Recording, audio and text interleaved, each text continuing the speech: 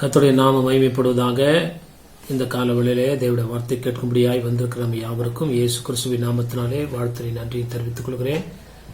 கர்த்தருடைய நாமம் மகிமைப்படுவதாக. கர்த்தர் நம்மை ஆஸ்வதிப்பாராக. விசேஷமா இந்த காலவெளியில வந்திருக்கிற நாம் ஒரு விஷயம் நம் தலைகளை தாழ்த்தி கர்த்தருடைய பாதத்தில் நம்மை தாழ்த்தி கர்த்தர் கடந்த நாட்களில் செய்த நன்மைகளை நினைத்து நன்றியுள்ள இருதயத்தோடு அப்படியாய் ஆண்டவர் செய்த நன்மைகளை தியானித்து ஒரு விஷயம் நாம் நம்மை ஒப்புக் கொடுத்து நாம் செபிப்போம். பரலோக பிதாவே, நன்றியோடு துதிக்கிறோம், ஸ்தோத்திரிக்கிறோம். இந்த ஆஸ்வதிக்கப்பட்ட இந்த ஆண்டவரே மனமகிழ்ச்சி நாளின் காலவேளைக்காய் ஸ்தோத்திரிக்கிறோம் ஐயா. கடந்த நாட்கள் எல்லாம் கண்மணி போல் எங்களை பாதுகாத்து எங்களுக்கு நல்ல ஜீவன் சுகபலன் தந்து எங்களுடைய தேவைகள் எல்லாவற்றையும் சந்தித்து எங்களை பராமரித்து போஷித்து தேவைகளை சந்தித்தீரே. உங்களுடைய இரக்கத்துக்காய் நன்றி அப்பா. இந்த காலவேளையில நன்றி சொல்லும்படியாய் வந்திருக்கிறோம். ஆண்டவரே, எங்களை தாழ்த்தி உடைய கரத்தில் ஒப்புக் கொடுக்கிறோம். கர்த்தர் எங்களோடு இடைபடுவீராக. உடைய வார்த்தையை கேட்க விடுதலையாக ஒப்புக் கொடுக்க அர்ப்பணிக்க ஆசீர்வாதங்களை பெற்றுக்கொள்ள கர்த்தர் எங்கள் ஒவ்வொருவருக்கு இரக்கம் பாராட்டும். எங்கள் ஒவ்வொருவரையும் கர்த்தர் ஆட்கொள்வீராக. ஆண்டவரே, உடைய நாமத்துக்கு ஸ்தோத்திரம். வசனத்தை கேட்ட யாவர் மேலும் பரிசுத்த ஆவியானவர் இறங்கி வந்தது போல இந்த காலவெளியிலே வசனத்தை தியானிக்கும் போது தெய்வ ஆவியானவர் எங்களை தொடுமுடியாய் நாங்கள் செபிக்கிறோம். எங்களை நிரப்பும், எங்களை விடுதலையாக்கும், பரிசுத்தப்படுத்தும். இப்படி நல்ல நாம மகிமைப்படட்டும், இப்படி நல்ல நாம மகிமைப்படட்டும். இயேசுவின் மூலம் ஜெபிக்கிறோம் நல்ல பிதாவே, ஆமீன், ஆமீன். கர்த்தருடைய நாம மகிமைப்படுவதாக. நம் தியானிக்கு எடுத்துக்கொண்ட வேத பகுதி 1 கொரிந்தியர் 15 அதிகாரம் 10 வசனத்தை வாசிக்கலாம். 1 Corinthians chapter 15 verse 10. ஆகிலும் நான் இருக்கிறது தேவ கிருபையினாலே இருக்கிறேன். அவர் எனக்கு அருளிய கிருபை விருதாவாய் இருக்கவில்லை. அவர்கள் எல்லாரிலும் நான் அதிகமாய் பிரயாசப்பட்டேன். ஆகிலும் நான் அல்ல, என்னுடனே இருக்கிற தேவ கிருபையே அப்படி செய்தது. பவுலுடைய அனுபவத்திலிருந்து பரிசுத்த ஆவியானவர் நமக்கு கற்றுத்தருகிற இந்த நாட்களிலே ஒரு சத்தியம் என்னவென்றால், தேவ கிருபையினால நம்ம அப்படியாய் ஜீவிக்கிறோம். தேவ கிருபை பெரிது. தேவ கிருபையினால மாத்திரம் நம்ம அப்படியா இதுவரைக்கும் நம்ம காக்கப்பட்டு வருகிறோம் என்பதை நம்முடைய சிந்தையிலே வைத்துக் கொண்டவர்களாய் காணப்பட வேண்டும். எவ்வளவு பெரிய உயர்வுகள், எவ்வளவு பெரிய ஆசீர்வாதங்கள் நமக்கு வந்தாலும் அதையெல்லாம் தேவ கிருபையினாலே நமக்கு வருகிறது என்று சொல்லி ஒவ்வொரு காரியத்துல நம் தாழ்மை உள்ளவர்களாய் கர்த்தருக்கு நம்ம தொடர்ந்து பயந்து நடக்கும்போது அந்த கிருபை நம்மளை விட்டு விலகாமல் காத்துக் கொள்கிறது. அநேக இடங்கள்ல நம்ம வேதத்துல வாசிக்கிறோம், மலைகள் விலகினாலும் பர்வதங்கள் நிலை பெயர்ந்தாலும் அப்படி கிருபை என்ன பண்ணாதா, விலகாதுன்னு சொல்லி. அது எப்படி விலகாது? அது எல்லாருடைய வாழ்க்கையில அப்படிதான் காணப்படுகிறதா? ஆண்டவருடைய நாமம் மகிமைப்படுவதாக. வேதத்துல ஆண்டவருடைய கிருபையை போக்கடித்தவர்கள், புறக்கணிக்கிறவர்கள் அல்லது அநேகருடைய வாழ்க்கையில அந்த வசனங்கள் அப்படியே வாழ்க்கையில காணப்படாமல் இருக்கிறதை நம்ம அநேக இடங்களில் வாசிக்கிறோம். ஆனா ஆண்டவர் தெளிவாய் சொல்லுகிறார், என் கிருபை உனக்கு போதும் என்று ஆண்டவர் என்ன பண்றாரு சொல்லுகிறார். அந்த கிருபை யாருக்கு தருகிறார் அல்லது அந்த கிருபையை நாம் எப்படி பெற்றுக்கொள்ள வேண்டும் என்று சொல்லி இந்த நாளிலே தியானிக்க கர்த்தர் கிருபை செய்வாராக. பவுல் தன்னுடைய வாழ்க்கையில சொல்லும் போது சொல்கிறார், நான் இருக்கிறது தேவ கிருபை. நான் உயிரோடு இருக்கிறது யாரு? தேவனுடைய கிருபை என்று சொல்லி முதல்ல அந்த கிருபையை மேன்மைப்படுத்தி அதுக்கப்புறம் சொல்றார், அவர் எனக்கு அருளிய கிருபை விருதாவா இருக்கவில்லை. அவர்கள் எல்லாரிலும் நான் அதிகமாய் பிரயாசப்பட்டேன். நிறைய நம்ம ஊழியம் செய்யறோம், இல்ல தேவனுக்கு ரொம்ப காரியங்களை செய்யறோம்னா அதுவும் கிருபை இல்லாம ஒரு மனுஷன் செய்ய முடியாது என்பதை பவுல் தெளிவாக இங்க என்ன பண்றாரு, விளக்குகிறார். நான் தேவனுக்காக ஓடினேன், அது என்னுடைய பலத்தினால் அல்லன்னு சொல்லிட்டு அங்க சொல்றாரு, ஆகிலும் நான் அல்ல, என்னுடனே இருக்கிற தேவ கிருபை அப்படி என்ன பண்ணுச்சான், செய்தது. ஆண்டவருடைய நாம மகிமைப்படுவதாக. அதிகமாய் பிரயாசப்பட நம்ம நிறைய காரியங்களை ஆண்டவருக்கு செய்யணும்னு நினைக்கிறோம்ல, அந்த எண்ணத்தை தருகிறதும் ஆண்டுடைய கிருபை, அதை செய்து முடிக்க வேண்டிய பலனை தருகிறதும் ஆண்டுடைய கிருபை. நம்ம நினைக்கிறோம் நம்ம செஞ்சிட்டோம், மற்றவங்களை பார்த்துட்டு நம்ம நிறைய செஞ்சிட்டோம்னு சொல்லி நம்ம அங்க நினைக்கவே கூடாது. ஏன்னா கர்த்தருடைய கிருபை தான். நான் இருக்கிறது கர்த்தருடைய கிருபை, I am standing on his grace அப்படின்னு சொல்லி பவுல் தெளிவாய் அந்த இடத்துல குறிப்பிடுகிறதை நம்ம வாசிக்கிறோம். அப்படி கிருபையை பற்றி கொண்டிரு என்று சொல்லி பல இடங்கள்ல பவுல் கிருபையை மேன்மைப்படுத்தி சொல்லுகிறார். அது ஆண்டவருடைய வார்த்தை விதமாய் சொல்லுகிறது. மலைகளே விலகினாலும் பர்வதங்கள் நிலை பெயர்ந்தாலும் கர்த்தருடைய கிருபை நம்மளை விட்டு விலகாது. எப்பொழுது விலகாது? அந்த கிருபைக்கு காத்திருந்து அந்த கிருபையை நாம் அப்படியாய் அண்டிக் கொள்கிறவர்களுக்கு ஆண்டவருடைய கிருபை விலகாமல் இருக்கிறது. இந்த கிருபையிலே நாம் தொடர்ந்து நிலை நிற்க வேண்டும் என்று கர்த்தர் விரும்புகிறார். ஏன்னா கிருபை இல்லாம நம்ம நிலை நிற்க முடியாது.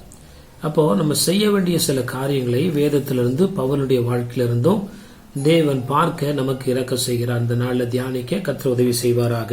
ஆண்டவருடைய நாமம் மகிமைப்படுவதாக. 1 பேதுரு 4:11 வசனத்தை வாசிக்கும் போது 1 Peter chapter 4 verse 11, ஒருவன் போதித்தால் தேவனுடைய வாக்கியங்களின்படி போதிக்க கடவன். ஒருவன் உதவி செய்தால் தேவன் தந்தருளும் பலத்தின்படி செய்ய கடவன். எல்லாவற்றிலேயும் இயேசு கிறிஸ்து மூலமாய் தேவன் மகிமைப்படும்படியே செய்வீர்களாக. அவருக்கே மகிமையும் வல்லமையும் சதா காலங்களில் உண்டாயிருப்பதாக. ஆமென். 1 பேதுரு 4:11 பேதுரு மூலமாய் ஆண்டவர் சொல்கிற வார்த்தை பாருங்க. ஒருவன் போதித்தால் தேவனுடைய வாக்கியங்களின்படி போதிக்க கடவன். எந்த ஊழியமா இருக்கட்டும். ஒருவன் உதவி செய்தால் தேவன் தந்தருளும் பலத்தின்படி என்ன பண்ண கடவன்? செய்ய கடவன்.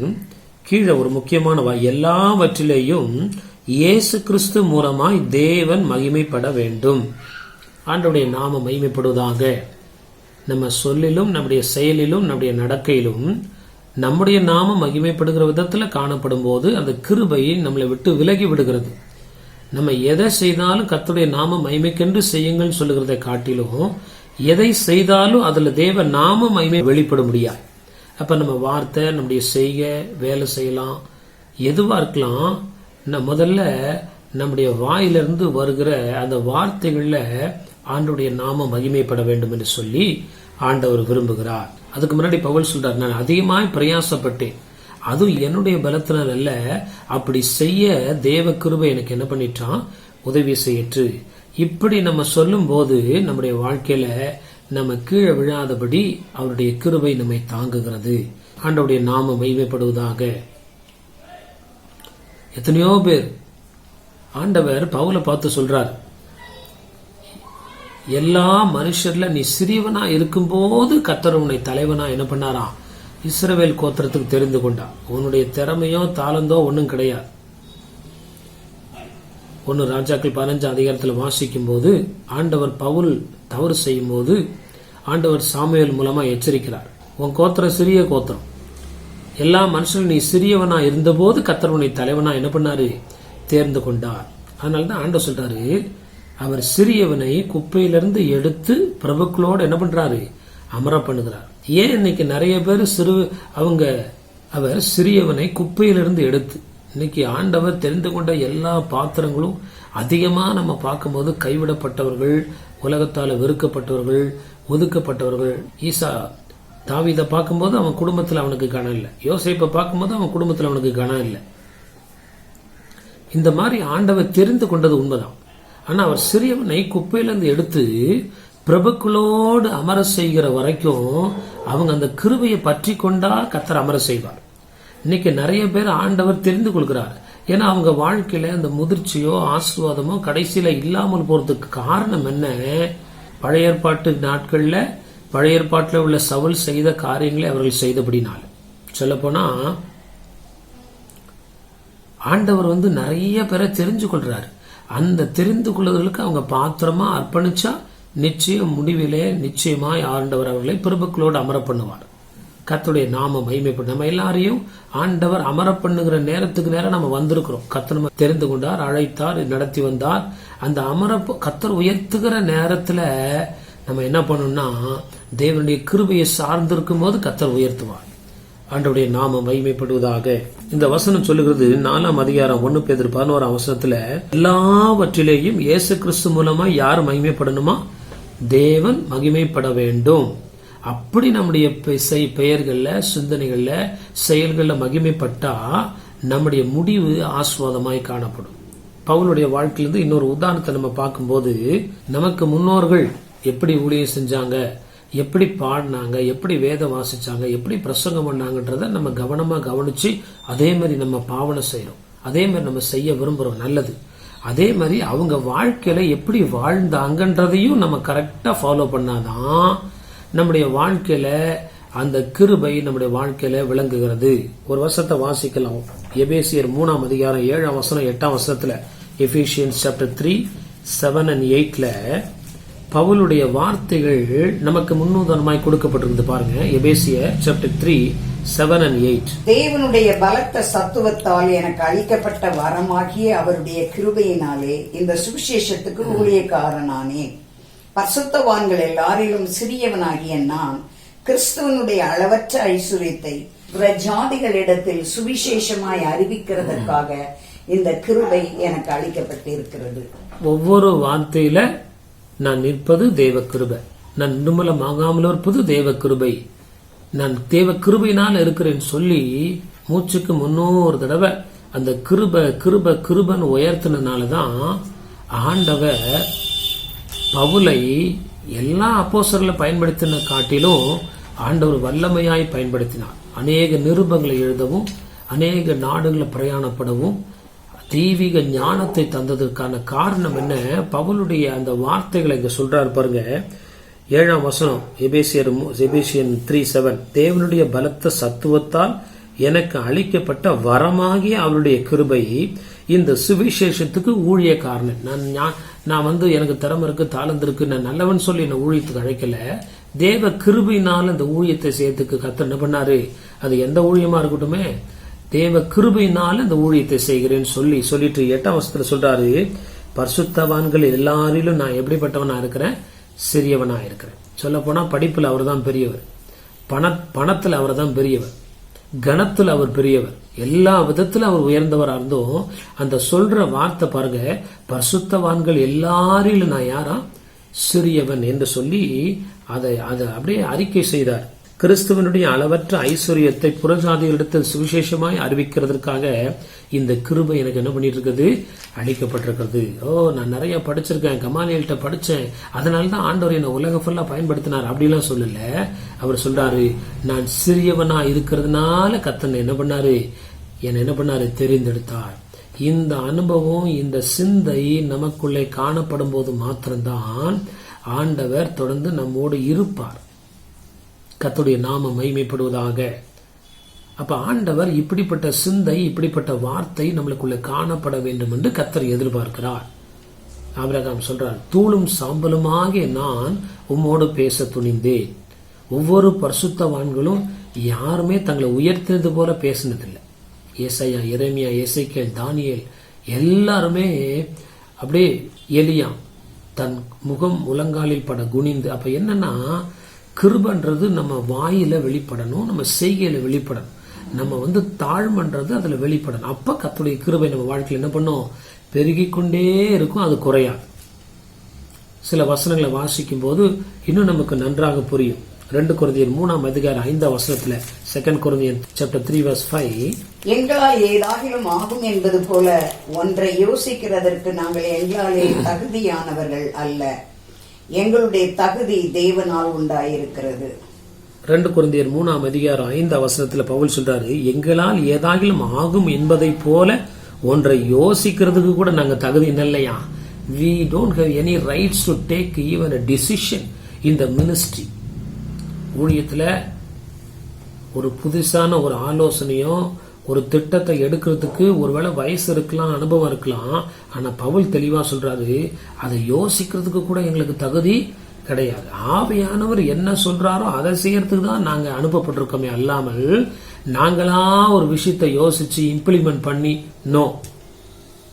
அது ஊழியமா இருக்கட்டும், நம்ம சொந்த வீடா இருக்கட்டும், நம்முடைய தனிப்பட்ட வாழ்க்கையா இருக்கட்டும். அப்படி இன்னைக்கு நிறைய பேர் என்ன பண்றாங்கன்னா, ஆவியானவர் நடத்துறதுக்கு பதிலா தாங்க அதை நடத்த விரும்புறாங்க. அது தவறு. நம்ம வாழ்க்கையிலும் ஆவியானவருக்கு பரிபூர்ணமா இடம் தரணும். நம்முடைய ஊழியமா இருக்கட்டும், வேலையா இருக்கட்டும். என்ன ஒரு ஹம்பிள் ஸ்டேட்மெண்ட், நாங்க யோசிக்கிறதுக்கு கூட நாங்க என்ன பண்ண மாட்டோம், யோசிக்கவே மாட்டோம். ஃபர்ஸ்ட் எது தேவ சித்தமோ அதுக்கு நாங்க காத்திருந்து செய்வோம். அதனாலதான் ஆண்டவர் முடிவு வரைந்து அவர் சொல்றாரு, நல்ல போராட்டத்தை போராடி ஓட்டத்தை முடித்தேன், விசுவாசத்தை காத்துக்கொண்டேன், கர்த்தருடைய நாமம் மகிமைப்படுவதாக. ஃபர்ஸ்ட் பவுல் சொல்றார், பரிசுத்தவான்கள் எல்லாரும் நான் சிறியவன், கிருபையான ஊழியக்காரன். இந்த ஊழியக்காரனாகிறதுக்கு எனக்கு தகுதி கிடையாது, கிருபையினால கர்த்தர் என்ன பண்ணாரு, என்னை ரட்சித்து என்னை கொண்டு வந்தார். இங்க கொரிந்தியர்ல அவர் சொல்றாரு, யோசிக்கிறதுக்கு கூட நான் யாரு, தகுதியற்றவனாய் காணப்படுகிறேன். இன்னொரு வருஷத்தை நம்ம வாசிக்கும் போது 1 பேதுரு 4:7 ஆண்டவருடைய நாம மகிமைப்படுவதாக. 1 பேதுரு 4:7, 1 Peter chapter 4:7, எல்லாவற்றிலும் முடிவு சமீபமாயிற்று, ஆகையால் தெளிந்த புத்தியுள்ளவர்களாயிருந்து ஜெபம் பண்ணுவதற்கு ஜாக்கிரதை உள்ளவர்களாயிருங்கள்.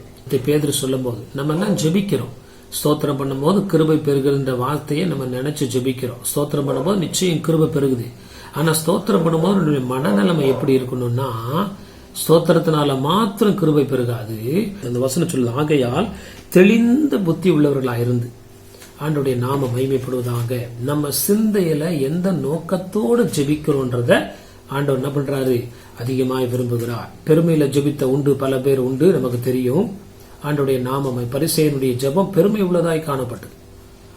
அவனுக்கு அந்த தெளிந்த புத்தி கிடையாது. ஐயோ, கர்த்தருடைய ஆலயத்துல வந்து நான் நிக்கிறேனே, கர்த்தரை பார்த்து ஜெபிக்கிறதுக்கே முதல்ல நான் தகுதியேற்றுவேன், அங்க போய் நின்று பெருமையா ஜெபிக்கிறார். அப்போ சில வேளைகளே நம்முடைய வாழ்க்கையில அப்படிப்பட்ட எண்ணங்கள் இருந்தா அது நம்முடைய ஜெபத்திற்கு பதில் தராது.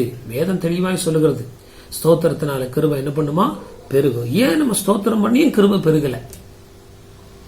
ஸ்தோத்திரம் பண்ண கிருபை பெருகணும். ஏன் கிருபை பெருகல? நம்முடைய வாழ்க்கையில தேவ இரக்கம் உண்டாகலன்றத நம்ம ஆராய்ந்து அறிய வேண்டியது அவசியமா இருக்கிறது. இன்னொரு வருஷத்தை நம்ம வாசிக்கும் போது பிலிப்பியர் 2:3 இன்னும் தெளிவான ஒரு வார்த்தை இருக்குது. பவுல் பிலிப்பி சபைக்கு சொல்லும் போது சொல்லுகிறார், புக் ஆஃப் பிலிப்பியன்ஸ் சாப்டர் 2:3, ஒன்றையும் வாதினாலாவது வீண் பெருமையினாலாவது செய்யாமல் மனத்தாழ்மையினாலே ஒருவரை ஒருவர் தங்களிலும் மேன்மையானவர்களாக எண்ண கடவீர்கள். பவுலுடைய அனுபவத்தை இங்க பரிசுத்த ஆவியானவர் பவுல் மூலமா எழுதுறாரு. தங்களிலும் மேன்மையானவர்களாக மற்றவங்களை எண்ணக்கூடிய செயல் நமக்குள்ள காணப்படும் போது நம்ம ஜெபிக்காத சில வேளைகளில் கூட கிருபை நம்மளை என்ன பண்ணுது, தாங்குகிறதா. சில நேரத்தில் ஜெபிக்க முடியாது. ஜெபிக்க முடியாத சில சூழ்நிலைகள் வந்தாலும் அந்த கிருபை நம்மை தாங்க வேண்டும் என்றால் ஆண்டவருடைய நாமம் மகிமைப்படுவதாக. நம்முடைய செயல், நம்முடைய சிந்தனை அப்படிப்பட்டதாய் காணப்பட வேண்டும். பவுல் பிலிப்பியர் புத்தகத்தில் எழுதும்போது சொல்றார், வாதினாலது வீண் பெருமையினாலும் செய்யாமல் மனத்தாழ்மையினாலே ஒருவரை ஒருவர் தங்களிலும் மேன்மையாக என்ன பண்ணவங்க. அப்படின்னா என்ன அப்படின்னு சொல்லிட்டு அடுத்த வசனத்தில் நம்ம வாசிக்கும் போது ஆண்டவருடைய நாமம் மகிமைப்படுவதாக. லூக்கா 14:10-11 வாசிக்கும் போது மற்றவங்களை நம்ம எப்படி மேன்மையா என்றதுன்றதுடைய செயல் அங்க தெளிவா ஆண்டவரே ஒரு எக்ஸாம்பிள் சொல்றார். லூக்கா gospel according to Luke chapter 14:10-11, நீ அழைக்கப்பட்டிருக்கும் போது போய் தாழ்ந்த இடத்தில் உட்காரும், அப்பொழுது உன்னை அழைத்தவன் வந்து சிநேகிதனே உயர்ந்த இடத்தில் வாரும் என்று சொல்லும்போது உன்னுடனே கூட பந்தி இருக்கிறவர்களுக்கு முன்பாக உனக்கு கனம் உண்டாகும். தன்னைத்தான் உயர்த்துகிறவன் எவனும் தாழ்த்தப்படுவான், தன்னைத்தான் தாழ்த்துகிறவன் உயர்த்தப்படுவான் என்றார். ஆண்டவருடைய மற்றவங்கள நம்ம உயர்வா எண்ணணும்ன்றது நம்ம யாரத்திரமா உயர்வா நின்றோம், நம்மளை விட கனம் புரிந்தவங்கள உயர்வா நின்றோம். ஆனா இங்க இடத்துல ஆண்டவரே ஒரு பரிசைய வீட்டுக்கு போறாரு, ஒரு விருந்து சாலைக்கு போறாரு. போகும்போது அங்க இருக்கிற மனநிலைமையை பார்த்து ஆண்டவர் இந்த வார்த்தையை சொல்ற 8ஆம் வசனத்திலிருந்தே அருமையா சொல்றாரு. ஒரு கல்யாணத்துக்கு போகும்போது பந்தியில் முதன்மையான இடத்துல உட்காராதுன்னு ஆண்டவரே என்ன பண்றாரு சொல்றாரு. இது என்னன்னா, this is a practical issues that we need to do. அது கல்யாணமா இருக்கட்டும், அது எங்கேயா இருக்கட்டும். அந்த வசனம் சொல்லி அழைக்கப்பட்டிருக்கும் போது தாழ்ந்த இடத்துல என்ன பண்ணு, உட்கார். உன்னை அழைத்தவன் வந்து சிநேகிதனே உயர்ந்த இடத்தில் வாரும் என்று சொல்லும் போது உன்னுடனே பந்தி இருக்கிறவர்களுக்கு எப்படி இருக்குமா, கனம் உண்டாகும். 11ஆம் வசனம், தன்னை தாழ்த்துகிற எவனும் உயர்த்தப்படுவான், உயர்த்துகிற எவனும் என்ன பண்ணுவானா, தாழ்த்தப்படுவான். கர்த்தருடைய நான் நல்லா ஜெபிக்கிறேன், ஆனா அதே சமயத்துல இந்த மாதிரி காரியங்களை செய்யாம நான் இருந்தா நான் தெளிந்த சிந்தை எனக்குள்ள காணப்படவில்லை என்பது அர்த்தமாகிறது. என் சிந்தையில ஏதோ ஒரு போராட்டம் இருக்குது, ஏதோ ஒரு அடிமைத்தனம், ஏதோ ஒரு காரியங்கள், அந்த என் சிந்தையில தெளிவான எண்ணங்கள் இல்லை.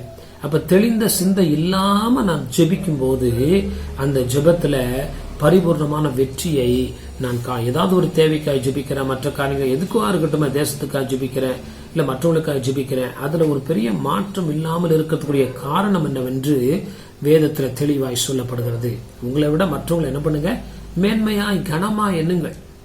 ஆண்டவருடைய நாம மகிமைப்படுவதாக. ஒருவேளை நமக்கு கனமும் சில ஆண்டவர் சில நன்மையை கொடுத்திருப்பார்.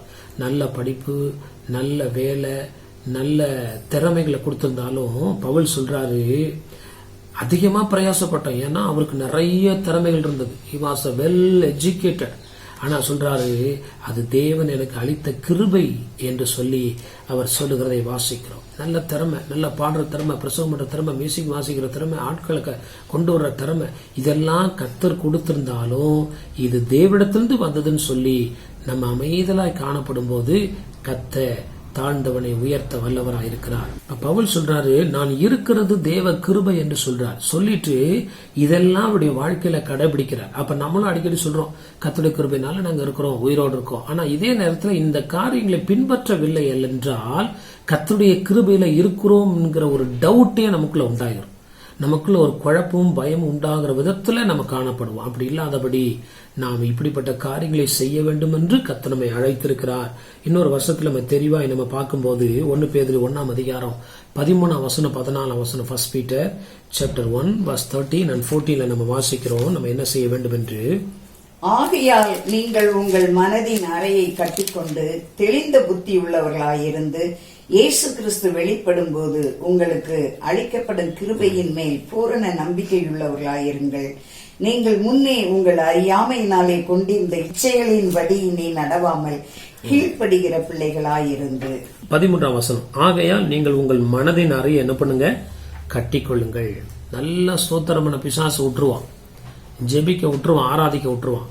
அதுக்கப்புறம் மனதை, அறையை, அதாவது கண்ட்ரோலிங், செல்ஃப் கண்ட்ரோல், இருதயத்தை பாதுகாக்கிற விஷயத்துல நம்மள பிசாசு என்ன பண்ண மாட்டான், விட மாட்டான். நம்ம இருதயத்தை பாதுகாக்காம நம்ம இந்த மாதிரி இருந்தா நம்முடைய ஜெபங்கள் ஒரு சம்பிரதாயங்கள் போல காணப்படும். நம்முடைய ஊழியம், நம்முடைய ஆக்டிவிட்டிஸ் எல்லாமே ஒரு ஒரு எப்படி ஒரு ஒரு ஒரு சம்பிரதாயம் மாதிரி எல்லாரும் ஜெபிக்கிறாங்க, நம்மளும் ஜெபிக்கிறோம், அவ்வளவுதான். அதுல பதிலோ மாற்றங்களோ இல்லாமல் போய்விடும். அவர் சொல்றாரு பேதுரு, நீங்கள் மனதின் அறையை என்ன பண்ணுங்க, கட்டிக்கொண்டு தெளிந்த புத்தியுள்ளா இருந்து இயேசு கிறிஸ்து வெளிப்படும் போது உங்களுக்கு அளிக்கப்படும் கிருபையின் மேல் பூரண நம்பிக்கையுள்ளவர்களா என்ன பண்ணுங்க, இருங்க. ஆண்டவருடைய நாமம், அந்த பூரண நம்பிக்கையை ஆண்டவர் நிச்சயம் என்னை காப்பாற்ற நம்பிக்கையே வரமாட்டேங்குதுன்னா இப்படிப்பட்ட செயல்களை நாம் செய்ய தவறும் போது நம்முடைய கிருபை மேலே நமக்கு ஒரு டவுட், குழப்பம், ஒருவித சந்தேகங்கள், ஒருவித பயங்கள் தொடர்ந்து காணப்படுகிறது. அந்த அடுத்த வசனத்துல, நீங்கள் முன்னே உங்கள் அறியாமைனாலே, அறியாமைனா என்னன்னா அறிய விருப்பம் இல்லை. It is not a matter of ignorance. பேதைகள் கிடையாது. They don't like to know. தேவ வசனங்களை அறிந்து கொள்ளவும் அதுக்கு கீழ்ப்படியும் விருப்பமற்றவர்களாய் காணப்படுகிறார்கள். ஆனா ஜெபம் நம்ம செய்யும் போது, மற்ற காரியங்களை ஆக்டிவிட்டிஸ் செய்யும் போது அதுல தேவன் பரிபூர்ணமாய் மகிழ்ச்சி அடையாதபடி, மகிமை அடையாதபடி போகிறது. 14 வசனத்துல, அறியாமையினாலே கொண்டிருந்த இச்சைகளின்படி இனி நடவாமல் என்ன பண்ணீங்க, கீழ்ப்படுகிற பிள்ளைகளாயிருந்து ஆண்டவருடைய நாமம் மகிமைப்படுவதாக. அப்போ கிருபை பெருக நம்ம இந்த காரியங்களை என்ன பண்ணணும், செய்தே செய்ய வேண்டும். ஆண்டவருடைய நாமம் கிருபையில பெருக வேண்டும் என்று பவுல் சொல்லுகிறார். கர்த்தருடைய நாமம் மகிமைப்படுவதாக. ஆண்டவருடைய இரக்கம் நம்ம வாழ்க்கையில பெருகணும், ஆண்டவருடைய தயவு பெருகணும், அவருடைய கண்களில் கடாட்சம் பெறலானே. நோவாவுக்கோ கர்த்தருடைய கண்கள் என்ன பண்ணதான், கிருபை கிடைத்தது. கிருபை கிடைச்சோன்னு ஆண்டவர் நோவாவுக்கு என்ன பண்ணாரு, அவனையும் அவன் குடும்பத்தையும் பாதுகாத்தது மாத்திரமில்லாம உயர்த்தி கனப்படுத்தி அவன் ஆஸ்வதித்து அவன் குடும்பத்தின் மூலமா மட்டும் மறு உலக சந்ததி பிறக்கும்படி கர்த்தர் கிருபை செய்தான். அப்ப நோவாவுக்கு கிருபை கிடைத்ததுனால அந்த கிருபையில ஒரு ஆசீர்வாதமும் பாதுகாப்பத்தை நம்ம பார்க்கிறோம். அப்ப நம்மளுக்கு ஆண்டுடைய கண்கள்ல கிருபை கிடைத்ததுன்னா நிச்சயம் ஒரு ஆசீர்வாதத்தையும் மேன்மையும் நம்ம வாழ்க்கையில கண்டிப்பா பார்க்க வேண்டும், பார்க்க முடியும். அப்ப அதுக்கு நான் என்ன செய்ய வேண்டும் என்று நம்ம ஆராய்ந்து பார்க்கணும். ஜெபிக்கிறோம், வேதம் வாசிக்கிறோம், ஸ்தோத்திரம் பண்றோம், போறோம் வர்றோம். ஆனா நம்ம வாழ்க்கையில தேவ கிருபை உண்டாயிருக்கிறதா, கர்த்தருடைய கண்கள்ல தயவு கிடைக்கிறதா என்று சொல்லி மரியாளுக்கு கிருபை என்ன பண்ணது, கிடைத்தது. நோவாவுக்கு கிருபை கிடைத்தது. அந்த கிருபை ஆண்டவருடைய கண்கள்ல அந்த இரக்கத்தை நம்ம பெற்றுக்கொள்ள இந்த காரியங்கள்படி செய்வோம் என்றால் அவர் சிறியவனை புலியிலிருந்து எடுத்து என்ன பண்றாரா, பிரபுக்களோடு அமர செய்கிறார். கர்த்தருடைய நாமம் மகிமைப்படுவதாக. நம்ம இந்த காரியங்களை செய்ய வேண்டும் என்று ஆண்டவர் இந்த நாட்களில் அதிகமாக எதிர்பார்க்கிறார். சில காரியங்களை செய்யக்கூடாது என்று சொல்லி வேதம் போதிக்கிறது. ஒரு 4-5 வசனங்களை நம்ம வாசிக்கும் போது, ரோமர் 12 அதிகாரம் 3 வசனத்துல, book of Romans chapter 12 verse 3, அல்லாமலும் எனக்கு அருளப்பட்ட கிருபையினாலே நான் சொல்லுகிறதாவது, உங்களில் எவனானாலும் தன்னை குறித்து எண்ண வேண்டியதற்கு மிஞ்சி எண்ணாமல் அவனவனுக்கு தேவன் பகிர்ந்த விசுவாச அளவின்படியே தெளிந்த எண்ணம் உள்ளவனாய் எண்ண வேண்டும். 3 வருஷத்துல பவுல் சொல்றாரு, எனக்கு அதையும் எப்படி சொல்றாராம், எனக்கு அளிக்கப்பட்ட கிருபையினாலே நான் சொல்லுகிறதாவது, உங்கள் எவனாகிலும் தன்னை குறித்து எண்ண வேண்டியதற்கு மிஞ்சி எண்ணாமல். ஆண்டவர் தேவதூதர்களை படைச்சார். அவங்க மிஞ்சி என்னதுனால அங்கிருந்து கீழே தள்ளப்பட்டாங்க. தங்களை விட அதிகமா தங்களை அதாவது எந்த நிலைமையில கர்த்தர் வைத்திருக்கிறாரோ அதை விட தங்களை உயர்வா எண்ணும் போது கடைசியில அதாவது நல்ல ஒரு வசனம் சொல்லுது, அழிவுக்கு முன்னானது அகந்தை, விழுதலுக்கு முன்னானது மனமேட்டிமை. ஒருத்தன் கீழே விழுறானா அதுக்கு முன்னாடி மனமேட்டியா இருந்ததுனால அதோடைய மனமேட்டியினுடைய பதில் மனமேட்டிமை அல்லது பெருமையினுடைய விளைவு என்னன்னா கீழே தள்ளி விட்டுருவார். தூதர்கள் நமக்கு நல்ல உதாரணம். அதனாலதான் ஆதாமுக்கு முன்னாடியே இந்த காரியம் நடந்திருக்கு. இங்க பாரு, பெருமையில நின்னா தேவதூதனை கூட பார்க்க மாட்டேன், தள்ளி விட்டுருவேன் அப்படின்னு சொல்லி ஆண்டவர் ஒரு பெரிய திருஷ்டாந்தங்களா இந்த விஷயத்தை எழுதி வைத்திருக்கிறார். ஆண்டவருடைய நாம மகிமைப்படுவதாக. அந்த பெருமை பிடிச்ச பிசாசு ஆதாம் ஏமாள்கிட்ட வந்து சொல்றோம், நீங்க இருக்கிறத பார்க்க இன்னும் வேற லெவல்ல நீங்க போயிருவீங்க இந்த பழத்தை புசிச்சிங்கன்னா. ஏன் அந்த நிலைமையில சாட்டிஸ்பாக்சன் இல்லையா? அப்ப அவங்களுக்குள்ள அந்த ஒரு எண்ணம் வருது, நான் இருக்கிற நிலைமையை காட்டிலும் இன்னும் கொஞ்சம் மேல வேணும். கர்த்தர் எங்க வச்சிருக்கிறாரோ போதும் என்கிற மனதுடனே கூடிய தெய்வ பக்தியை மிகுந்த ஆதாயம். ஆண்டவர் நம்மளை வந்து களிமண்ணா கீழே வச்சிருக்கிறாருன்னா அது சந்தோஷம். ஆண்டோடைய கரத்துல இருக்கிறோம். என்ன, ஒரு பாண்டத்தை மேல வச்சிருக்காரு, ஒரு பாண்டத்தை கீழே வச்சிருக்கிறாரு, நானும் மேல போவேன்ற எண்ணம் நமக்குள்ள இருக்கக்கூடாது. ஆண்டோடைய நாம மகிமைப்படுவதாக. இது தேவன் யார எங்க அவனவனுக்கு அளிக்கப்பட்ட வரங்கள், அவனவனுக்கு பகிரப்பட்ட கிருபை, யாருக்கு எவ்வளவு கொடுக்கணும்னு கர்த்தர் என்ன பண்ணியிருக்கிறாரு, அவர் திட்டம் பண்ணியிருக்கிறாரு. அதுக்கு மேல விருப்பப்படக்கூடாது. தமிழ்நாட்டில் சொல்லுவாங்க, ஆட்டுக்கும் வாள் என்ன பண்ணியிருக்கிறாராம், அளந்து வச்சிருக்கிறாரு. ஒரு வழக்க சொல்ல அப்படின்னா என்ன அர்த்தம், நம்ம எந்த நிலைமையில வைக்க வேண்டும் என்று கர்த்தர் அறிந்திருக்கிறார். அந்த வசனம் சொல்லுகிறது. கர்த்தருடைய நாம மகிமைப்படுவதாக. எவனாகிலும் எவ்வளவு தெளிவா சொல்ல இருப்பாங்க, நீ யாராரு, அப்போஸ்தலனாயிரு, விசுவாசியாயிரு, மனுஷன் யாராரு, எவனாகிலும் தனக்கு தன்னை குறித்து என்ன வேண்டியதற்கு மிஞ்சி எண்ணாமல் அவனவனுக்கு தேவன் பகிர்ந்த விசுவாச அளவின்படியே தெளிந்த எண்ணம் உள்ளவனா என்ன பண்ணணுமா. ஆனா பிசா சும்மா இருக்க மாட்டானே, நம்மளை அப்படியே பூஸ்ட் பண்ணி விடுவோம். ஐயோ, நீங்க இந்த நிலைமையில இருக்கிறீங்க, நீங்க எங்கேயோ இருக்க வேண்டிய ஆளாச்சே. நோ நோ நோ நோ, கர்த்தர் தான் நம்மளை உயர்த்த முடியும். ஆண்டவர் ஒருத்தர் தான் நம்மளை உயர்த்த முடியும். ஆண்டவருடைய நாம மகிமைப்படுவதாக. கர்த்தருடைய நாம மகிமைப்படுவதாக. இன்னொரு வசனத்தில் தெளிவாய் சொல்லுகிறது. 1 கொரிந்தியர் 4:6-7 இதற்கு இணையான இன்னொரு வசனம். 1 Corinthians chapter 4 verse 6 and 7. சகோதரரே, எழுதப்பட்டதற்கு மிஞ்சி என்ன வேண்டாம் என்று நீங்கள் எங்களாலே கற்றுக்கொள்ளவும், ஒருவனும் ஒருவன் நிமித்தமும் மற்றவனுக்கு விரோதமாய் இருமாப்படையாதிருக்கவும் நான் உங்கள் நிமித்தம் என்னையும் அப்போலோவையும் திருஷ்டாந்தமாக வைத்து இவைகளை எழுதினேன். அன்றியும் உன்னை விசேஷித்தவனாகும்படி செய்கிறவர் யார்? உனக்கு உண்டாயிருக்கிறவைகளில் நீ பெற்றுக்கொள்ளாதது யாது? நீ பெற்றுக்கொண்டவனானால் பெற்றுக்கொள்ளாதவன் போல் ஏன் பெரும் மேன்மை பாராட்டுகிறாய்? 6ஆம் வசனத்துல பவுல் சொல்றாரு பாருங்க, சகோதரரே, எழுதப்பட்டதற்கு மிஞ்சி என்ன பண்ண வேண்டாம். என்ன ரோமர்ல எழுதுறாரு, அதை திரும்ப கொரிந்தியர்ல என்ன பண்றாரு, ஞாபகப்படுத்துறாரு. என்ன எழுதியிருக்கிறாரு, நம்ம வாசிச்சபடி ரோமன் 12:3 அவனவன் தனக்கு மிஞ்சி என்ன பண்ணக்கூடாது, எண்ணக்கூடாது. அப்ப எழுதப்பட்டவர்களுக்கு மிஞ்சி நம்ம என்ன பண்ணக்கூடாது, அது நம்முடைய இருதயத்துல அந்த கனவே வரக்கூடாது. ஆண்டவருடைய நாம மகிமைப்படுவதாக. அது தெளிவா சொல்ல பாருங்க, நீங்கள் எங்களாலே கற்றுக்கொள்ளவும் ஒருவனும் ஒருவன் நிமித்தம் மற்றவனுக்கு விரோதமாக இருமாட்பு அடையாதிருக்கவும் நான் உங்கள் நிமித்தம் என்னையும் அப்போலோவின் திருஷ்டாந்தமாக வைத்துகளை என்ன பண்றேன், எழுதுகிறேன். நாங்க அந்த மாதிரி நடக்கிறதுனால எங்க வாழ்க்கைய உங்க முன்னாடி ஒரு ஒரு எடுத்துக்காட்டா நாங்க வச்சுதான் இதை எழுதுறோம். நாங்க சும்மா வாயில வந்து எழுதிட்டு போல. we are living accordingly. அப்போலோன்றவரை பத்தி சொல்லும் போது சொல்றாரு பவுல், என்னையும் அப்போலோவையும் உங்களுக்கு சாட்சியா வச்சு எழுதுறேன். அந்த 7ஆம் வசனத்துல ஒரு அருமையான வசனம், அன்றியும் உன்னை விசேஷித்தவன் ஆகும்படி செய்கிறவர் யார்? உன்னை யார் உயர்த்த முடியும்? கர்த்தர் தான் உயர்த்த முடியும். என்னதான் நம்ம குதிச்சாலும் நம்ம உயர முடியாது. ஆனா சாத்தான திரும்ப சொல்லுவான், இல்ல இல்ல இல்ல, நீங்க நல்லா ட்ரை பண்ணீங்கன்னா மேல வந்துருவீங்க. நீங்க இன்னும் எஃபோர்ட் எடுத்தா நீங்க இருக்கிற இடமே வேற, உங்களுக்கு திறன்மை நிறைய இருக்கு, உங்களுக்கு தாளந்து நிறைய. நோ, கர்த்தர் தான் ஒரு மனுஷனை உயர்த்த முடியும். தெளிவா இருக்கு பாருங்க அந்த வசனம். உன்னை விசேஷித்தவன் ஆகும்படி செய்கிறவர் யார்? ஒருத்தவனை உயர்த்தரும் ஒருத்தனை தாழ்த்துகிறதும் யாருடைய வேலை? கர்த்தருடைய வேலை. ஆண்டவருடைய நாம வேதம் சொல்லி எந்த மனுஷனையும் மேன்மைப்படுத்தும் பலப்படுத்தும் அவரால் என்ன பண்ணும்? ஆகும். அப்போ அந்த கிருபையை சார்ந்து கொள்கிறவங்க மேல வர்றாங்க.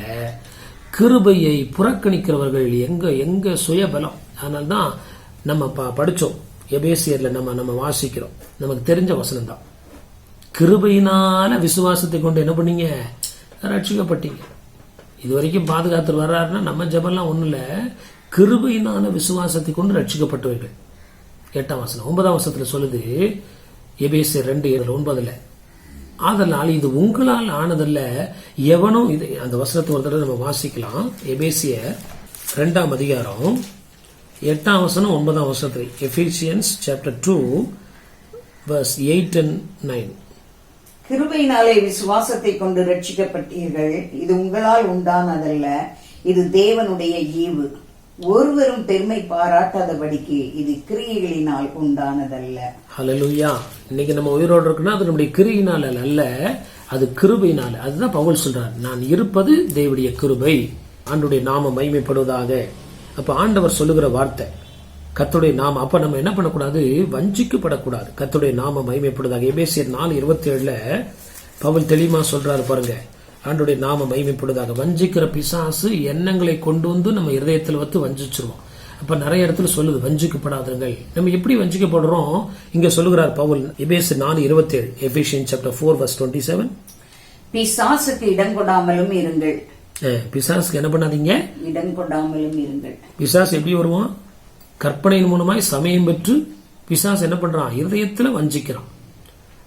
அந்த இன்னொரு வசனத்தை வாசிக்கும் போது நல்லா தெரியும் பிசாசு எப்படி வஞ்சிக்கிறான். கலாத்தியர் 6:3, கலேஷியன் சாப்டர் 6 verse 3. ஒருவன் தான் ஒன்றுமில்லாதிருந்தும் தன்னை ஒரு பொருட்டென்று எண்ணினால் தன்னைத்தானே வஞ்சிக்கிறவன் ஆவான். பிசாசு வஞ்சிக்கிறானா? அவன் வஞ்சிக்கிறானா? தன்னைத்தானே என்ன பண்ணுகிறானா? வஞ்சிக்கிறான். ஒருவன் தான் ஒன்றும் இல்லாதிருந்தும் தன்னை ஒரு பொருட்டென்று. கழுத பின்னாடி போனவன் சவுல், கழுதையை தேடி போனான். அது கூட அவனுக்கு கண்டுபிடிக்கல.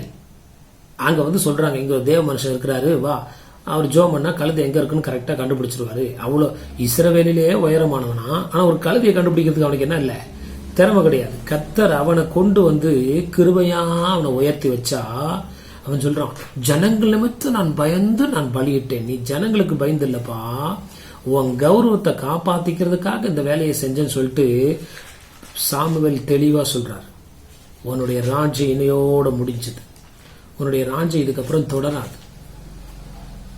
அப்ப நம்ம வாழ்க்கையில நம்ம ஜாக்கிரதையா இருக்கணும். கலாத்தியர் 6:3 பவுல் தெளிவா சொல்றார் பாருங்க, ஆண்டவருடைய நாம மகிமை.